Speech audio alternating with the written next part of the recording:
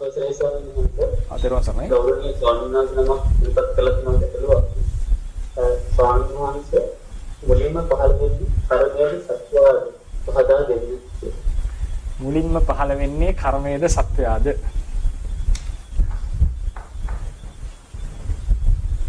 මුලින්ම පහළ වීමක් කියලා එකක් නෑ බුදුදහමේ හැටියට. තේරවාද දහමේ හැටියට.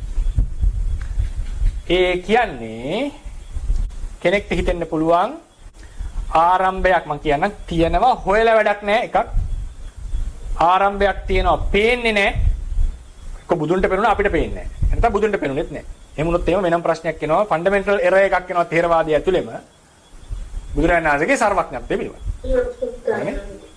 ඊට පස්සේ තුන්වෙනි එක ආරම්භයක් නැහැ. ඔය තුනෙන් තේරවාදීන් ඉන්නේ දේශනාවේ එන්නේ ආරම්භයක් නැහැ කියන තැනට. ඒකට සූත්‍ර තියෙනවා. අවිද්‍යාවේ මුල මෙතෙන් මේන් ප්‍රථම අවිද්‍යාව නොතිබුණායයි කියන්න බෑ. ආරම්භයක් ඇත කියලා කියන්නේ යම් කිසි කල්ප කෝටි ලක්ෂ ගානකට කලින් හරි ආරම්භයක් තියෙනවා කියන ඉතින් එහාට අවිද්‍යාව නැහැනේ. සසර කාගේ හරි කමන්නේ. දේශනා වෙන අවිජ්ජා සූත්‍රය, තණ්හා සූත්‍රය, අංගුත්තර නිකාය දසක නිපාතේ මට මතක හිටියේ. අවිද්‍යා සූත්‍රයේ භව තෘෂ්ණ භව තණ්හා සූත්‍රය. අවිජ්ජා කියලා ගහන්න එපා පාලියෙන්. අවිජ්ජා සුත්තං භව තණ්හා සුත්තං. ඊට පස්සේ සූත්‍රයක් තිබිලා තිනවා භව දිට්ඨි සූත්‍රය කියලා එකක්. බුද්ධඝෝෂ ස්වාමීන් වහන්සේ ඒ සූත්‍රය කෝට් කරනවා. මේ සූත්‍රයේ මෙසේ තිබුණා කියලා අද වෙනකොට ත්‍රිපිටක පාළි ඒ සූත්‍රය හොයාගන්නට නැහැ. ඒක භව දිට්ඨි සූත්‍රය කියලා කියනවා. ඉතින් ඒ සූත්‍ර දෙකේ කියනවා මෙතනින් පෙර අවිද්‍යාව තිබුණ නැහැ යයි නොක් කියන්න බෑ. එහෙම කාලයක් තිබිලා නැහැ. මෙතනින් පෙර භව තෘෂ්ණාව තිබුණ නැහැ. භව තෘෂ්ණාව පසුව හටගත්තා. ඊතෝ පුබ්බේ නාහෝසි. යයි නොකිය යුතුයි. එහෙම එකක් නැහැ. පස්සේ හටගත්තා කියලා එකක් නැහැ. ඒ කියන්නේ මේක දිගටම තිබිලා තියෙනවා. ආරම්භය තිබුණොත් වෙන ප්‍රශ්න ටික ඒක වෙනම ප්‍රශ්න ටික. ආරම්භය මම නිකන් කියන ආරම්භයක් තිබුණොත් බුදුදහමක් නැහැ. ඔන්න ඔක තමයි කොටිම කතාව. ආරම්භයක් තිබුණොත් බුදුදහමක් නැහැ. මම ඒක කියනවා ඉස්සෙල්ලාම ටක් ගාලා හිතන්නකො. දැන් අපි බෞද්ධ වශයෙන් තේරවාද දර්ශනය ඉගෙන ගන්න. තේරවාද දර්ශනය කරනවා තේරවාදයේ මත පිට කතා කරා. තේරවාදයේ මූලික සංකල්ප මත. මොකද්ද මේ මූලික සංකල්ප? මනුස්ස භවයේ උපදින්නට මොකද්ද තියෙන අවශ්‍යම අංගය? කුසල කර්ම. තිරිසන් භවයේ උපදින්නට අකුසල කර්ම. මං අහනවා කුසල කර්මයකින් තොරව මිනිස්සෙක් විය හැකිද? අකුසල කර්මයකින් තොරව මිනිස්සෙක් විය හැකිද? තිරිසනෙක් විය හැකිද? බෑ. මුලින්ම ආරම්භයක් තිබුණා නම් අහන්න තියෙන පළවෙනි ප්‍රශ්නේ මොන භවයෙන්ද පටන් ගත්තේ? මනුස්ස භවයෙන් නම් කුසලයකින් තොරව මිනිස්සෙක් වී ඇත. එහෙනම් දැන් කුසල් කරලා තේරුමක් නැහැ නේ. කුසල් නැතුව මිනිස්සෙක් වෙලානේ. හරිනේ. තිරිසනෙක් නම් අකුසලයකින් තොරව මිනිස්සෙක් වී තිරිසනෙක් වී ඇත. අකුසල් කිරීමේ වලකලා තේරුමක් නැහැ. තිරිසනෙක් වෙන්න පුළුවන්. මොකද හේතුව මුලේ ඒ පළවෙනි භවයට විතරක් ඒක වළංගු වෙලා අනිත් භවයට වළංගු නොවෙන්නට මොකද්ද පදනම? එහෙනම් කිය එහෙමනම් කරන්නේ මුල්ම භවයේ අවීචියෙන් පටන් ගන්න වෙන්නේ අපිට. අවීචි මහා නරකයෙන් එහෙම පටන් අරගෙන එහෙම එන්නවා. පදනක් නැහැ. සසර ආරම්භයක් තිබුණොත් නිවනක් නැහැ. නිවන යනු කවරක්ද? හේතු නිරුද්ධ කිරීමෙන් දුක නිරුද්ධ වෙනවා. දුකේ අනුත්පාද නිරෝධය. හේතු නිරුද්ධ කිරීමෙන් මොකද්ද හේතු? තෘෂ්ණා, කර්ම, අවිද්‍යාව නිරුද්ධ කිරීමෙන් නිවනටපත් වේ. ආරම්භයක් තිබුණොත් පළවෙනියෙන් පහළ වෙච්ච සිත රූපය ඒක දුකක්ද සැපක්ද?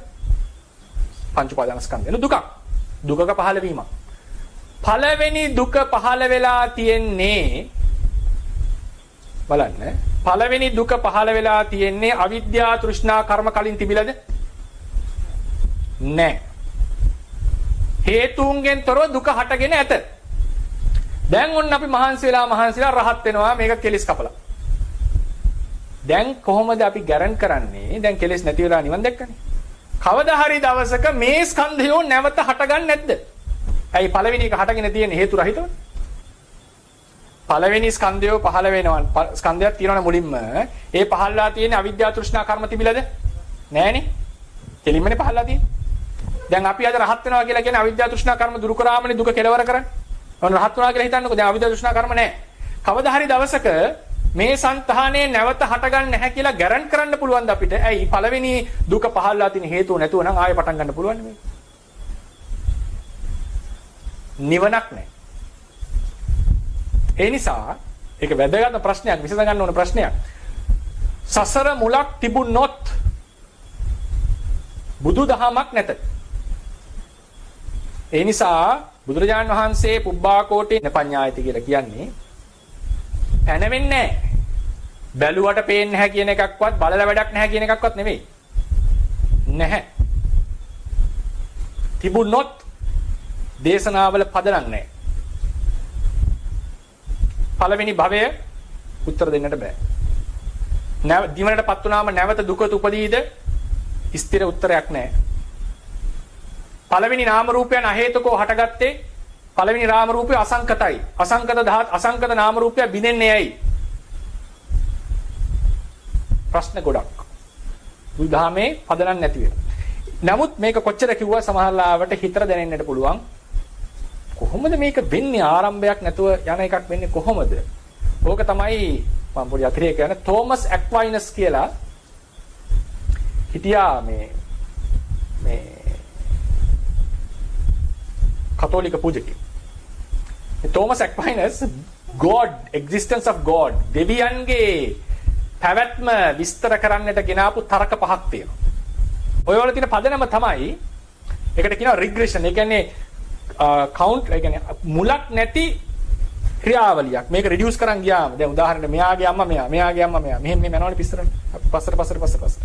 මේ සිතට කලින් මේ සිත. මේ සිතේ හේතුව මේ සිත. මේ සිතේ හේතුව මේ සිත. කොහොම යනවා පස්සට. හරිනේ. පස්සට ගියාම මොනවා හරි සිද්ධියක් පටන් අරන් තියෙන්නේ ඉෆෙක්ට් එකක් කෝස් එකක් නිසා. හේතුවක් නිසා. ඒ හේතුව තව හේතුවක් නිසා. කොහොම යනවා. ඉතින් මෙයාගේ තර්කය තමයි මේ වගේ හේතුඵල සම්බන්ධයේ මුලක් නැතුව පවතින්නට සුදුසු නෑ. සාමාන්‍යයෙන් හිතනකොට එන හැඟීමක් මේ. මං හිතන්නේ බෞද්ධයන්ටත් වෙනවා හැඟීම. කොහොමද වෙන්නේ මේක ආරම්භ වෙනකොට? මොකද්ද මේ කියලා මහා ප්‍රශ්නයක් එනවා හිතට. ඒක විසඳ ගන්න හරි නිකන් අර මං කියන්නේ ඒකට හිතට කිති කැවෙනවා වගේ. ඒක නිකන් කොච්චර කිව්වත් ඒක මදි වගේ. මොකක් කරේ අමුත්තක් දැනෙනවා මේක. අමුත්තක් දැනෙනවා. ඒක හැටියක්. ඒ තෝමස් ඇක්වයිනස් තුනා. තෝමස් ඇක්වයිනස් ඊට කිව්වා ඒ නිසා මේක විය නොහැකි. ඒ නිසා කිසිදු කෝසලිටි එකට හේතුවකට යටත් නොවන විශේෂ දෙයක් තිබිය යුතුයි. ඒකෙන් තමයි මේක ආරම්භුනේ. ඔහු තමයි God. හරිනේ? අපි මුලක් පැනව අපි ගෙවියන් ගාවට යන්නේ නැහැ නේ අපි. අපි මුලක් පැනවුවොත් මොකද වෙන්නේ? මොකක්වත් නැතුව හටගෙන. අන්තිමට වැටෙන්නේ අහේතුක වාදයකට. මතක තියාගන්න. සසර මුලක් පැනවුවොත් අපි වැටෙන්නේ අහේතුක වාදයකට, නියත මිත්‍යා දෘෂ්ටියකට. ඉතින් එහාට මම කතා කරන්න ඕනේ නැහැ කියන්නේ. ඒ නිසා ඒක මගේ පිළිගත්තු. ඒක දැඩිව පිළිගත්තොත්. දැඩිව ඒක මතේ හිටියොත් නිකන් අදහස ලෙස තිබීම නෙවෙයි. මම එහෙම මෙයා කරන්නේ නෙවෙයි. නියත මිත්‍යා දෘෂ්ටි අවස්ථා දෙකක් තියෙනවානේ. ඒ කියන්නේ සාමාන්‍යයෙන් අර විසඳ ගන්න බැරුව හිතන එකක්. එතකොට ඊට පස්සේ අපි කොහොමද දැන් හේතුඵල විශ්වාස කරනවා මුලක් විශ්වාස කරනවා. නමුත් පළවෙනි ධර්මයේ හැටි වෙච්ච හැටි විස්තර කරගන්න බෑ එහෙම කිව්වොත්. ඒත් තෝමස් ඇක්වයිනස් ආවි දෙවියන් ගාව නතර වුණා. අපිට යන්න වෙන්නේ මගේ මුලක් හොයන් ගියොත් එහෙම නිකන් හටගත්තා. අහේතුක. මොකද්ද මේ නාම රූපේ හැටි? ඒ සිත මේ සිතට වඩා වෙනස්ද? ප්‍රශ්න ගොඩක් දැන්. ඒ තෝමස් ඇක්වයිනස්ගේ මතය මම මේ සමාන නිසා මම මේ කතාව ගත්තේ. ඒ මතයට ගේන විරුද්ධ දෙකක් තියෙනවා. ඇයි එහෙම හිතුනේ? එයා එහෙම තීරණයකට ආවේ ඇයි? ඒක ඔහුගේ මති මාත්‍රයක් පමණයි. ඒක ලස්සන උපයි මුලක් තියෙන්න ඕනේ කියලා හිතුවේ අයියා. ඒක ඔහුගේ අදහසක්. ඔහුට දැනෙනවා ඒක වෙන්න ඕනේ කියලා. සමහරවිට අපිටත් දැනෙනවා ඒක තියෙන්න ඕනේ කියලා. ඊට පස්සේ දෙවෙනි ක්‍රමය තමයි ඔහුට ගෙන ආපු විරුද්ධ මතය. ඒකෙන් අපිට ඇප්ලයි කරගන්න ඕනේ. එයා කියන්නේ පළවෙනි දෙය. ඒක බීන් කියලා කියන්නේ දෙය. පළවෙනි දෙය හේතුඵලයට යටත් නොවිය යුත්තක් විය යුතුයි. පළවෙනි දෙය unmovable හෙලවෙන්නේ නැති දෙයක් විය යුතුයි. මොකද motion එකත් එක්ක කතාව ගන්න. පළවෙනි දෙය අනිවාර්යෙන් සිටිය යුතු සත්වයක් විය යුතුයි. ඒ තමයි God කියලා කියන්නේ. ඒකට කියන අනිත් තර්කය තමයි අපි හැමතිස්සෙම කියනවා නම් ගෝඩ්ගෙන් හටගත්ත සියලු නාම රූපයෝ ඊට පස්සේ යාම කියනවා ඒ මං කියන තෝමස් ඇක්වයිනස්ගේ කෝණයෙන් බලන්න ඒක අපිට ඇප්ලයි කරගන්න. ඔහු පවසනවා මේ පළවෙනි එක unconditioned හේතුන් නිසා හටගත් එකක් නෙවෙයි. unmoving unmovable ඒක හෙලවෙන හෙලවිය නොහැක්කක් හෙල නොසලවෙන්න. එහෙම දෙයකින් පටන් ගත්ත සියල්ල හෙලවිය යුතුයි. ඒ කියන්නේ සියල්ල හෙලවෙනවා. එහෙම කියන්නේ සියල්ල හෙලනවා සියල්ල හේතු නිසා හටගත්තේ පළවෙනි එක හේතු නිසා හටගත්තේ නැහැ. හරිනේ? එතකොට මොකද්ද පදනම පළවෙනි එකට හේතුවට යටත් නොවෙනවා කියන පදනම. මොකද අපි කියන්නේ හැම අපි දකින්න හැම එකක්ම හේතුවට යටත් නම් පළවෙනි එක හේතුවට යටත් නොවුනේ කවරක් නිසාද කියන්නට තේරෙන්නේ නැහැ. පළවෙනි එක හේතුවට යටත් වුණා නම් ඇයි එබඳු දේවල් නැවත නැවත තියෙන්නට බැරි? ඇයි එකක් පමණක් උනේ? ඇයි එක දෙවියෙක් පමණක් වෙන්නේ? ඇයි එහෙම වගේ තව ඉන්න බැරිද?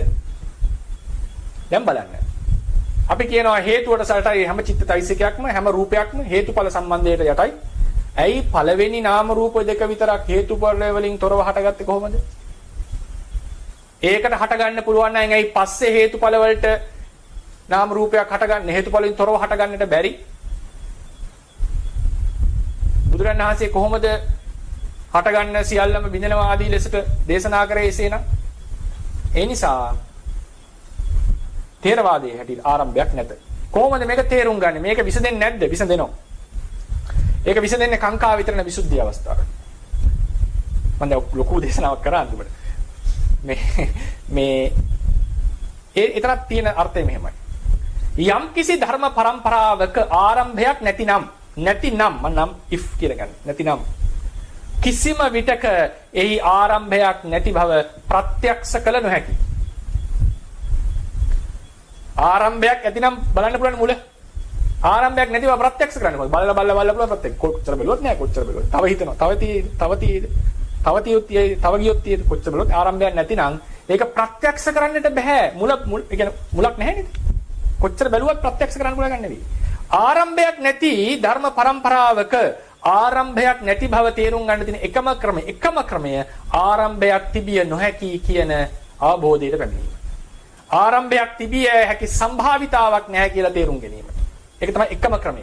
ඒක තමයි කාංකා විතරන විසුද්ධියේ තේරුම් ගන්න. පටිච්චසමුප්පාදයේ මෙනෙහි කරනකොට නැවත භව තුනක් අල්ලලා මෙනෙහි කරනකොට ඔහුට තේරෙනවා කිසිදු විඥානයක්. ඒක පෙර භවයේ පසුව බලන්න ඕනේ නැහැ. බලන්න අවශ්‍යම නැහැ. කිසිදු විඥානයක් කර්මයකින් තොරව හටගත නොහැකි කියන අවබෝධය ප්‍රත්‍යක්ෂ අවබෝධයට පැමිණ. ඒක ප්‍රත්‍යක්ෂයක්. හැබැයි අනුමානයේ මිශ්‍රයි. ඒකට කියන්න වෙන්නේ ඉන්ඩක්ටිව් කියලා කියන්නේ අපි.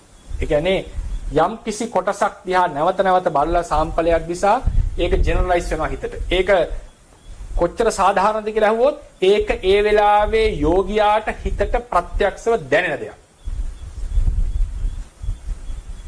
එදාට කොච්චර තර්කණයෙන් හිතුවත් ඒ හේතුඵල සම්බන්ධයේ වැටහුණු මනසට කර්මයකින් තොරව විඥානයක් පහළ විය නොහැකි කියන ප්‍රත්‍යක්ෂ දැනුම එනවා. මේ දැනුම නැතුව ප්‍රත්‍යක්ෂව විඥානය හටගන්නේ කර්මයෙන් නිසා කියන එක බුදුන් කියන නිසා විශ්වාස කරලා මම අහුවොත් ආර්යයන් වහන්සේ කෙනෙක් පෙර භවයක් තියෙන භව පසු භවයක් තියෙන භව කෙලස් තිබුණොත් විශ්වාස කරන්නේ බුද්ධ වචනේ මතද?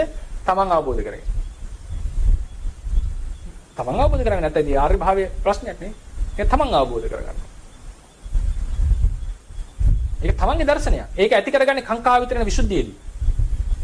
ඒක ඇති වෙන හැටි අපි කතා කරමු එදාට.